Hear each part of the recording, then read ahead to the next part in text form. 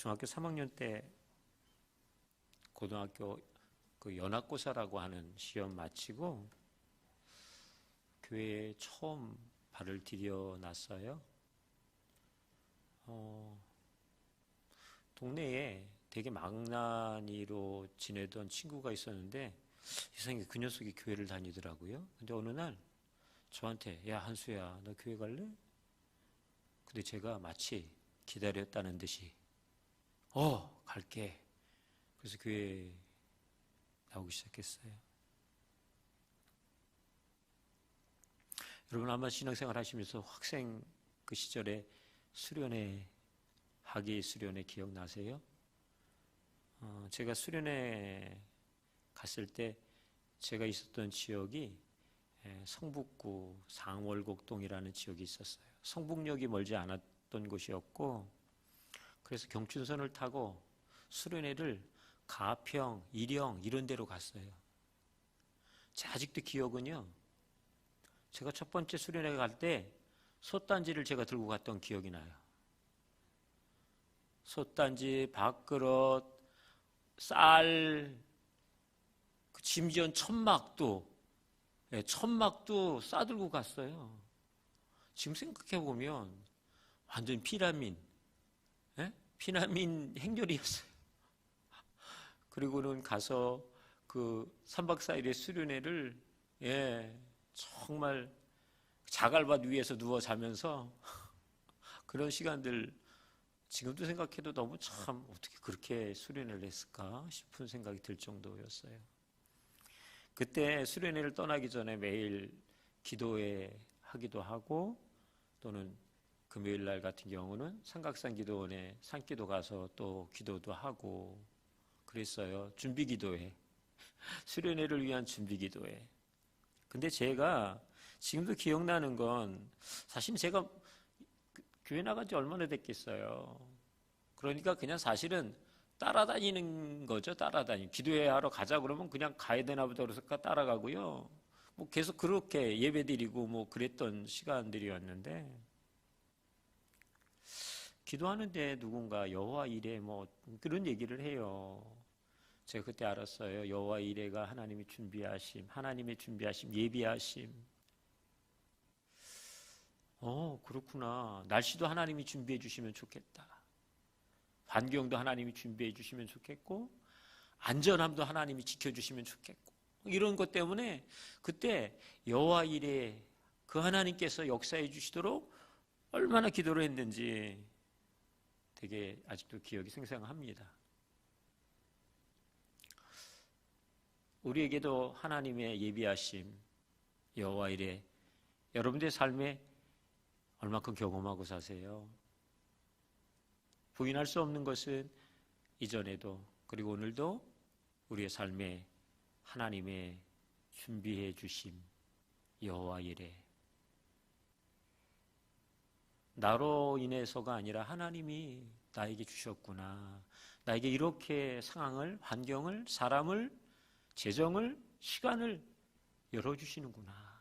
이런 거 경험하며 지금까지 여러분들 살아오셨잖아요.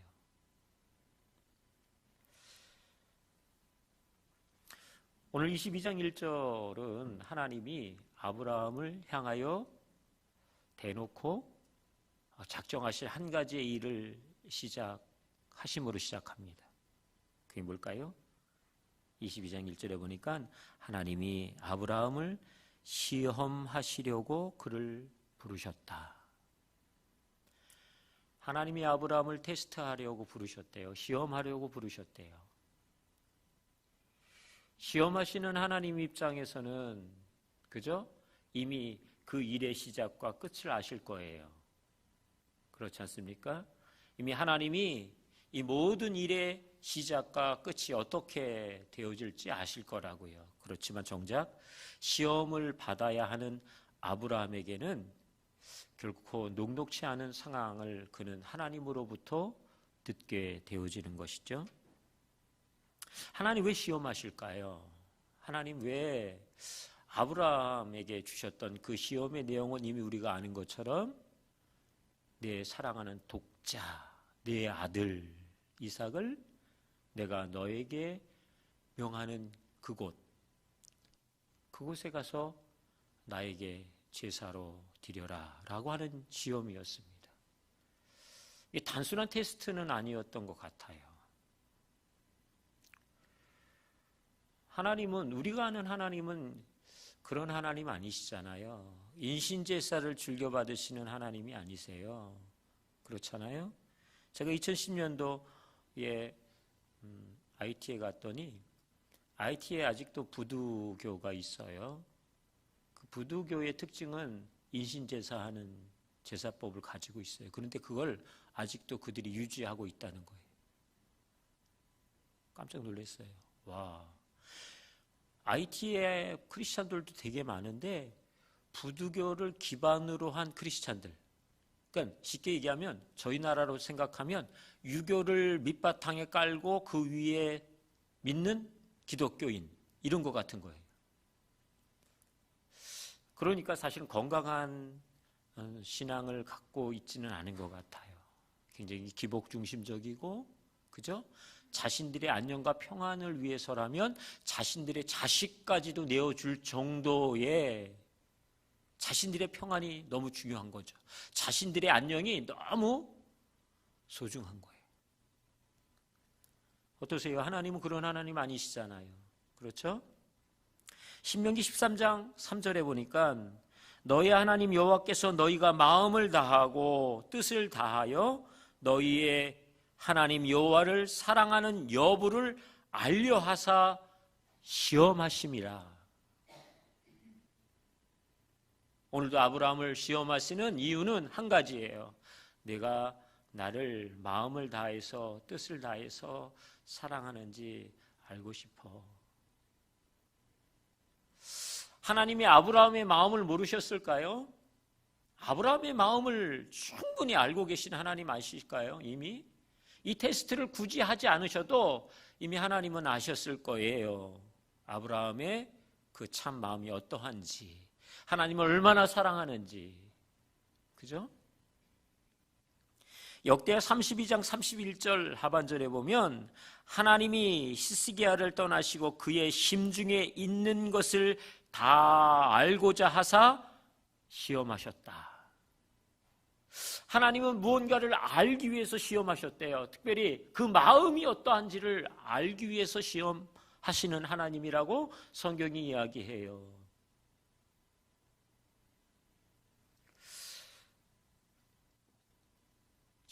전지하신 하나님이 그 사람의 생각 모르실까요?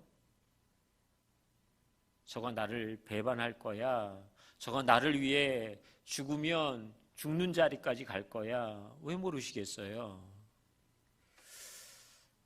그럼에도 불구하고 주님은 오늘 성경에 심중에 마음이 어떠한지를 알고 싶다고 주님 얘기하세요. 이거는 어떻게 보면 하나님이 모르셔서가 아니라 이 일을 통해서, 이 시험을 통해서 그 시험을 받는 당사자에게 내 삶에 하나님이 어떤 분인지를 다시 한번 확인하고 확증하는 시간, 다른 어떤 것과 대신할 수 없는 내 인생의 하나님 되심에 대해서 더 견고하고 굳게 하는 시간, 그 시간을 하나님은 원하셨던 것 아닐까요? 반면에 여러분, 시편의 기자로 있었던 다윗은 이런 고백을 해요. 시편 26편 2절, 여호와여 나를 살피시고 시험하사, 자기를 시험해달라고 얘기하세요. 그리고는 뭐라고 그래요? 그 이유가 내 뜻과 내 양심을 단련하소서. 다윗은 알았어요. 자신의 인생 안에 폭풍 같은 시간들을 거치고 또 거치면서 이것이 인생에 다시 올 수 없는 시험의 때인 것을 알았다고요. 누구로부터? 하나님으로부터 오는 시험의 때인 것을 알았어요. 그렇지만 이 시험이, 다윗이 그 시험들을 통과해 가면서 한 가지 배웠어요. 그게 뭘까요? 내 뜻과 양심을 더 단련케 하는 시험이었다라고 하는 사실을요. 자신의 뜻, 나의 감정, 나의 생각, 나의 양심, 이 모든 것을 더 굳게 강건히 단련할 수 있는 기회, 그것이 오늘 내 인생 안에 맞닥뜨린 골리앗이기도 하고, 애매하게 자신을 죽이겠다고, 그죠? 그렇게 이를 갈며 달려드는 사울이기도 했을 거란 말이죠. 다윗에게서의 그 광야는 그런 시험의 시간들이었어요. 그 시간들을 거듭하면서 다윗이 알게 된 사실은 결국 하나님으로부터 오는 이 시험의 시간들은 나를 정금같이 단련시키는 기회다. 그거 알았다고요. 그래서 다윗이 손을 번쩍 들고 얘기하는 거예요. 하나님, 사실 제가 요즘 많이 속상하고 힘들어요. 하나님 아시잖아요. 제가 하나님 앞에 어떻게 살고 싶은지 아시잖아요. 그래서 하나님, 제 마음을 다시 한번 좀 단련할 수 있도록 저를 시험해 주십시오. 그렇게 요청하고 있어요. 시편 139편 23절에도 하나님이여 나를 살피사 내 마음을 아시며 나를 시험하사 내 뜻을 아옵소서. 다윗의 인생에 시험이라고 하는 것, 하나님의 테스트라고 하는 이것이, 시험을 즐거워하는 사람 세상에 어디 있겠어요? 그렇죠? 하나님으로부터 오는 이런 시험 말고도 우리는 시험의 세대를 많이 거치며 여기까지 왔잖아요. 그죠? 여러 시험. 철이 나면서부터 계속 시험 받던 것 같아요. 받아쓰기부터 시작해가지고 뭐 별별 시험을, 쪽지 시험부터 시작해가지고 기말고사, 중간고사, 시험 너무 힘들어요. 하나님이 그런 어떤 우리의 일상에서 일어나는 단순한 우리의 학업의 성취를 위한 시험의 영역이 아니에요. 그 인생 가운데 주시는 아주 심각한 상황들과 맞닥뜨리도록 하시는 시험이요. 오늘 아브라함에게 주시는 이 시험은 결코 어떤 누구도 쉽게 그 시험을 받아내기 쉽지 않을 만한 시험을 제안하셨단 말이죠. 그러나 우리 가운데서 이 성경을 통해서 또 그리고 그 시험을 먼저 통과해간 믿음의 선진들을 통해서 확인하게 되어지는 사실은, 이 시험은 하나님이 우리를 넘어지게 하기 위한 것 아니라고 하는 사실이에요. 우리를 곤란하게 만들어서 우리를 힘겹게 만들고 어렵게 만들도록 하시는 시험이 결코 아니라고 하는 사실입니다. 우리를 더 간건케 하며 우리를 더 단련케 해서 하나님 앞에 온전한 정금 같은 사람으로 그 삶을 그러기까지 하기 위한 하나님의 시험인 것을 여러분 믿으시기 바랍니다. 사실은 창세기 우리가 읽은 22장 앞에 21장 14절에 아브라함이 자신의 인생에 어려운 결정들을 한 가지 하게 돼요. 그건 뭐예요? 이스마엘과 하갈을 떠나보내는 거예요. 갈 곳도 정해주지 않고 먹을 것 조금 싸들여서 그를 하나님 말씀하신 대로 그냥 떠나보낸단 말이죠. 이스마엘이라고 하는 이 아이는 아브라함에게는 자신의 자녀이잖아요. 그죠?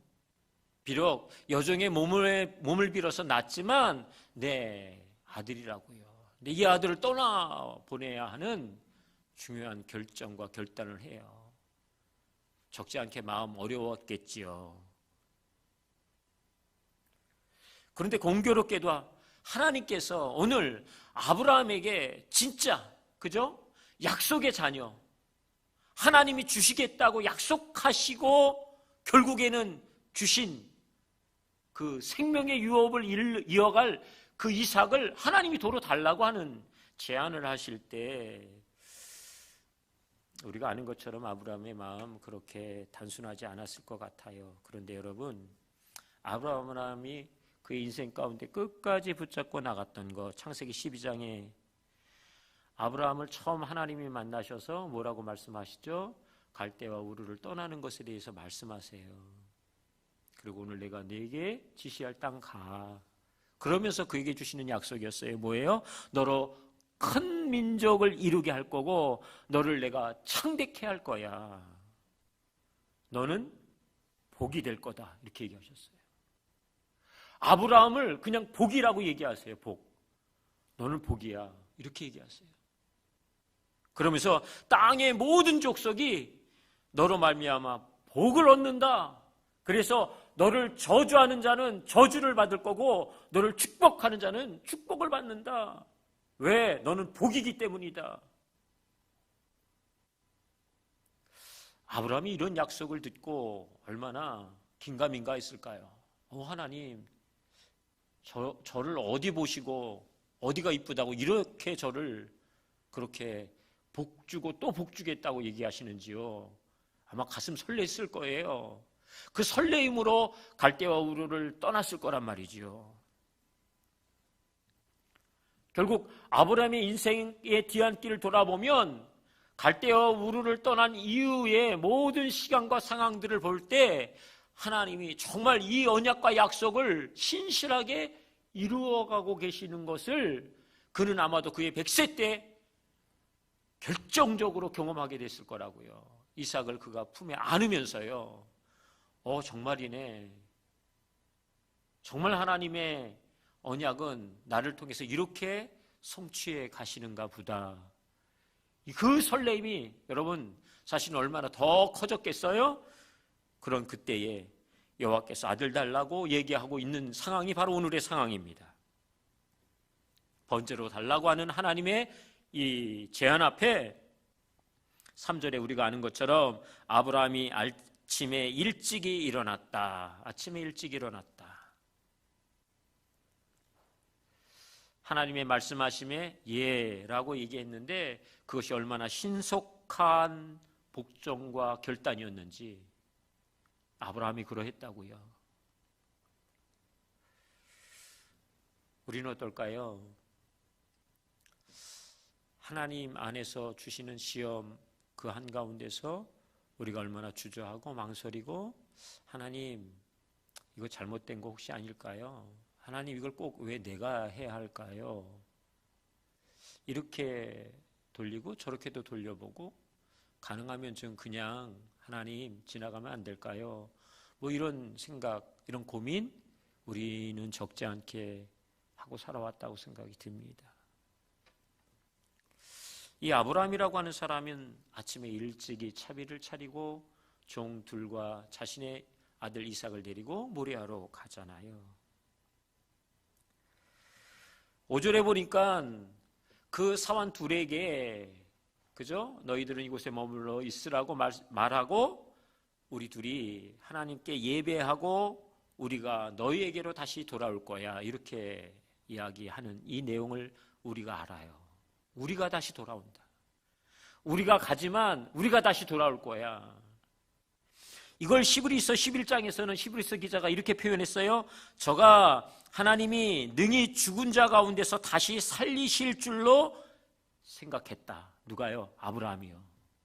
아브라함은 이삭을 자기가 번제물로 죽여 제사하고 나면 하나님이 이 내가 죽인 번제한 이 이삭을 다시 살려 주실 거야. 이거 생각했대요.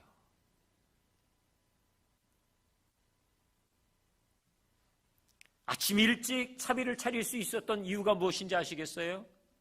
그리고 그 아들을 결박해서 나무단 위에 올려놓고 그리고 주저하지 않고 그 칼을 빼어들 수 있었던 이유가 무엇인지 알겠어요? 하나님 그런 하나님이야. 그죠?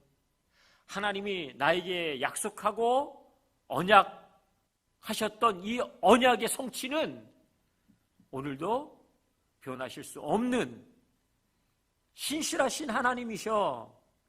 그것에 자신의 삶과 믿음의 초점을 다 두었다고요. 자신의 감정이거나 자신의 상황이거나 여기에 초점을 두기 시작했으면 아브라함은 움직이면 안 되는 거예요. 움직일 수 없었어야 돼요. 하나님 말도 안 돼요. 이거는 하나님이 주셨는데 이건 혹시 내가 잘못 들은 것일 수 있어요. 여러 이유와 핑계를 댈 수 있을 거란 말이죠. 그럼에도 불구하고 아브라함은 신실하신 하나님, 그래 내 인생에 내가 우리의 고향집을 떠났던 그때 나를 향해서 주셨던 하나님의 이 놀라우신 언약과 약속에 대해서 하나님은 결국 이루어 가실 거야, 이거 의심치 않았다고요. 그래서 계속해서 그것에 자신의 마음과 생각과 삶을 내어드리며 집중했죠. 그 자리가 오늘 모리아 그 산에 오기까지요. 그리고 그 순간 자기가 해야 할 일이 무엇인지를 명확하게 알고 그 일을 진행하는 아브라함입니다. 12절에 사자가 이르시되 그 아이에게 내 손을 대지 말라, 그에게 아무 일도 하지 말라. 내가 내 아들 내 독자까지도 내게 아끼지 아니하였으니 내가 이제야 내가 하나님을 경외하는 줄을 안다. 아끼지 아니하였으니, 아끼지 아니하였으니.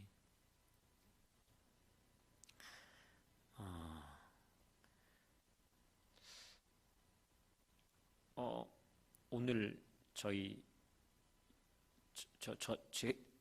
저에게 형이 한 명 있어요. 저는 한수인데 형 이름은 백수예요. 수가 100가지나 되는지 당진에서 목회하고 있어요. 감리교 목사인데, 근데 매번 이 계절만 되면 김장을 해서 형수님 보내주세요, 저희 집에. 올해는 배로 보내셨어요. 사실 이제 형수님이 이렇게 최근 들어서 건강에 좀 어려움이 있어서 지금 우리 김혁수 집사님 계신 그 병원에 가서 지금 계속 체크하고 검진하고 있는, 그래서 아마 내일 최종적인 어떤 결정들이 나거든요. 검사했을 때, 기본 검사했을 때는 되게 안 좋은 얘기들이 많이 있었어요. 그러니까 사실은 쉽지 않은 상황인데, 그래서 올해는 김장을 우리가 아예 포기했어요. 생각을 못했어요. 받을 거라고는 생각 안 했어요. 근데 2배나 보내주셨고, 형수님이 그렇다라고 하는 것을 장모님이 얘기를 듣고 기도 부탁을 했는데, 장모님이 그러면 올해 김장 내가 해서 보내줄게, 그래서 또 보내셨어요. 저희는 세곱절 받게 생겼어요. 힘드신데 아끼지 않고 주시더라고요. 김치 보냈어. 그래서 박스를 열어보면 빈틈이 없어요. 뭐 별거 다, 뭐 대추도 요만큼 싸서 보내시고, 뭐 이렇게 왜 있잖아요. 그 이렇게 열어보면 종합 선물 세트 같은 거 그렇게 해서 이렇게 잘 챙겨가지고 보내주시는 딸이 저렇게 아직도 머리가 허연데, 그래도 아직도, 그죠? 아끼지 않으세요. 아깝다 여기지 않는 거죠. 아끼지 않는다, 그 소리에는 자원하는 마음이 분명히 담겨 있어요. 자원함이 없다면 아낌없이 이렇게 할 수가 없어요. 계산적으로거나 아니면 그냥 하기로 한 만큼만 하거나 어쩔 수 없이 하거나 이렇게 가는 거죠.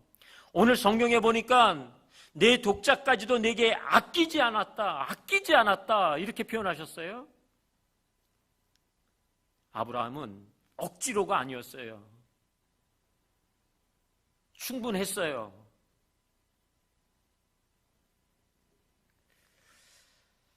아끼지 않았다.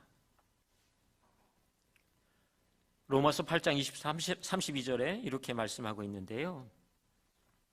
자기 아들을 아끼지 아니하시고 우리 모든 사람을 위하여 내주시니가 어찌 그 아들과 함께 모든 것을 우리에게 주시지 아니하겠느냐. 아브라함이 자신의 아들 아끼지 않은 것, 이미 하나님이 동일하게 자신의 아들을 아끼지 아니하시고 우리를 위해 내어 주셨다. 그런 그 하나님이 우리를 위해서 무엇인들 아끼겠느냐 이렇게 얘기하시는 거예요.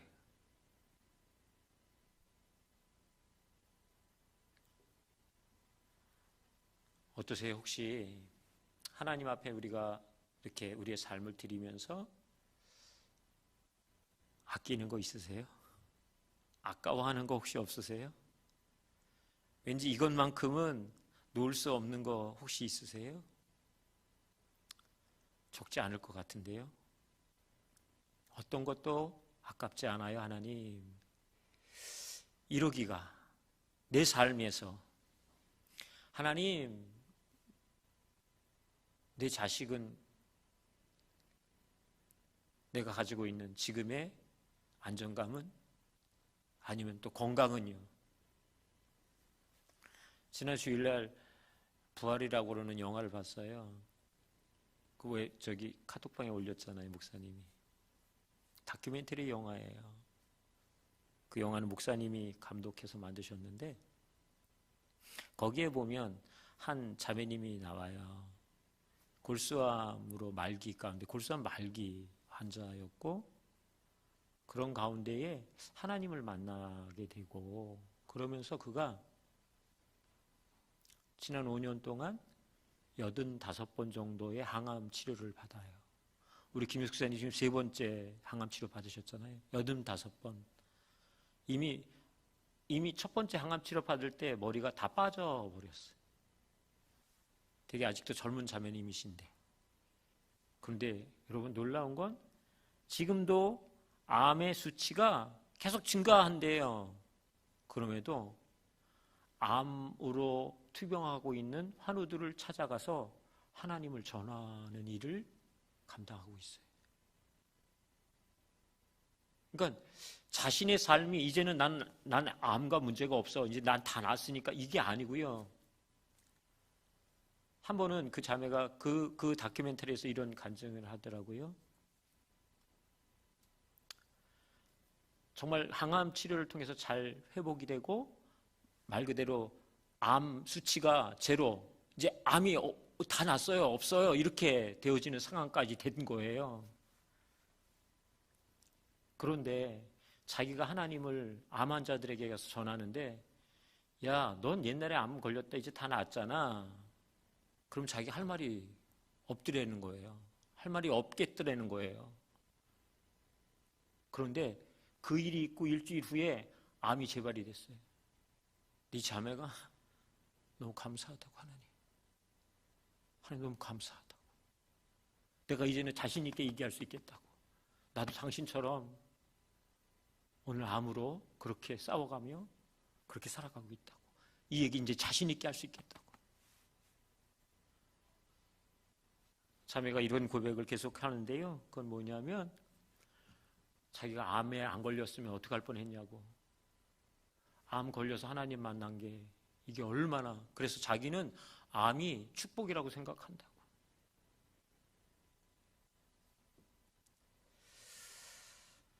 여러분, 우리가 알고 있는 오병이어는, 그렇죠? 물고기 2, 보리떡 5개를 가지고 5,000명이 먹고 남는 일입니다. 이 오병이어를 애초에 단초로 제공했던 것은 한 그냥 아이라고 이야기해요. 그죠? 한 아이의 도시락 정도. 이건 제자가 만들어낸 도시락이 아니고 누군가 가져왔을 한 아이의 도시락일 거라고 얘기하는 것이잖아요. 여러분, 이것을 하나님 앞에 그냥 드리는 거죠. 어찌 보면 에이 그거 뭐 하찮아 이렇게 얘기할 수 있을지 모르지만 이 도시락을 가지고 준비해온 아이에게는 전부잖아요. 그게. 이걸 내가 꼭 지금 내어놓아야 할 이유 무엇일까요? 그런데 내어놓는단 말이죠. 그것이 아깝다 여기지 않았을 것 같아요. 이것이라도 드릴 수 있다면 이렇게 생각하고 내어놓았을 것 같아요. 거기에 주님이 오병이어 라고 하는, 우리가 늘 기대하는 우리의 삶에 이런 기름 부으심, 이런 영광, 그 일들이 일어났단 말이죠.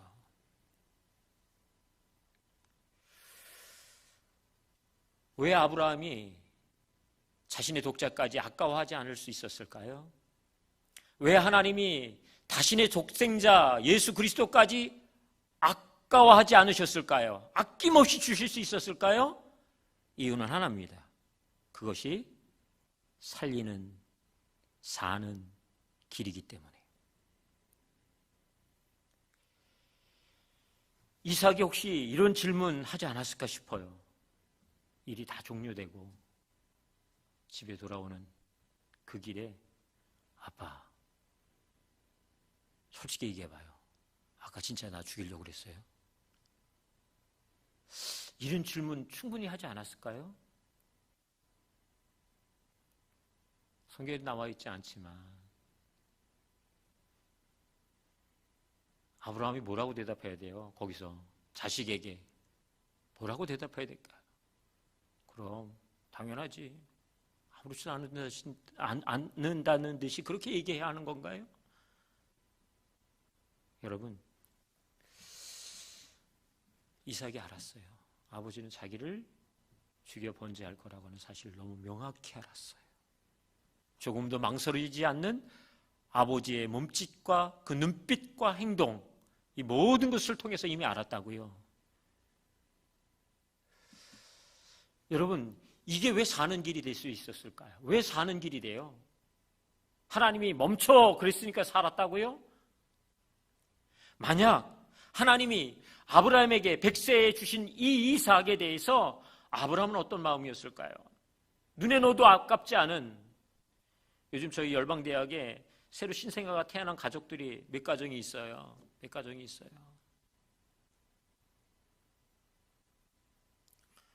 그런데 아이가 낮밤이 바뀐 거예요. 조리원에서 집에 왔는데 낮밤이 바뀌어가지고 너무 정신이 없다고 이제 페이스북에다 올렸어요. 그 아빠가. 그런데도 마지막 얘기는 뭔지 아세요? 정말 힘들어 죽겠다고. 그런데 마지막에도 그래도 네가 너무 사랑스럽다 이렇게 썼어요. 내가 너무 사랑스럽다. 얼마나 사랑스럽겠어요. 얼마나 귀하겠어요. 그런데 그 귀한 아들 마음껏 사랑해야죠. 마음껏 돌보고 마음껏 이뻐하고 마음껏 허그하고 해줄 수 있는 모든 것 다 해줘야죠. 그런데 하나님이 알고 싶으셨던 건 아브라함, 내 인생에 이삭이 나보다 혹 먼저일 수 있지 않을까? 그거 내 자신이 스스로 확인해야 한다. 하나님은 아셨어요. 아브라함은 자신의 아들 이삭보다 하나님 먼저라고 하는 것을 아셨다고요. 그렇지만 아브라함도요 그 사실을 알았어야 한다고요. 분명히 했어야 한다고요. 선을 명확하게 그어야 한다고요. 그래야 그게 아브라함도 살고 이삭도 살고 하는 길이기 때문에 하나님이 아브라함에게 시험하셨단 말이죠. 이미 우리가 앞에서 나눴잖아요. 하나님이 우리를 시험하시는 이유가 무엇인지. 그것은 우리에게 곤란을 주기 위한 게 아니에요. 결국 마음과 뜻을 다해서 나를 사랑하는지 그 마음을 내가 알고 싶다. 이 얘기는 우리 가운데 다시 한번 그러한 삶이 축복인 것에 대해서, 그게 정말 사는 삶인 것에 대해서 하나님이 우리 인생 가운데에 기회 주시는 거라고 믿습니다.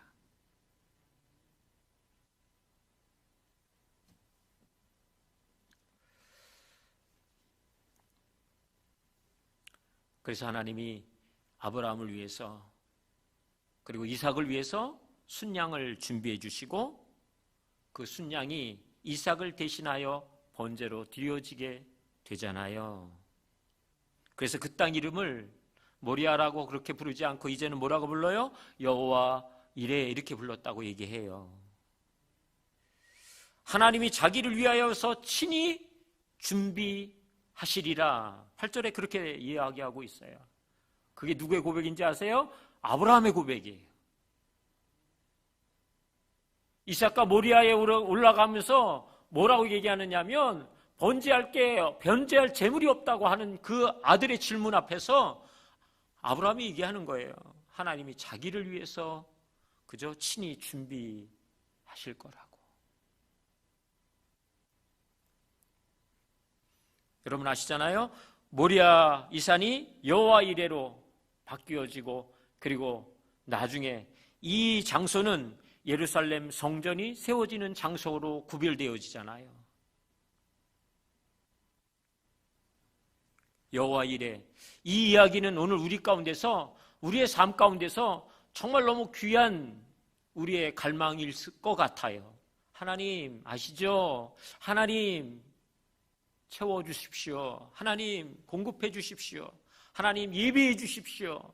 하나님 인도해 주십시오.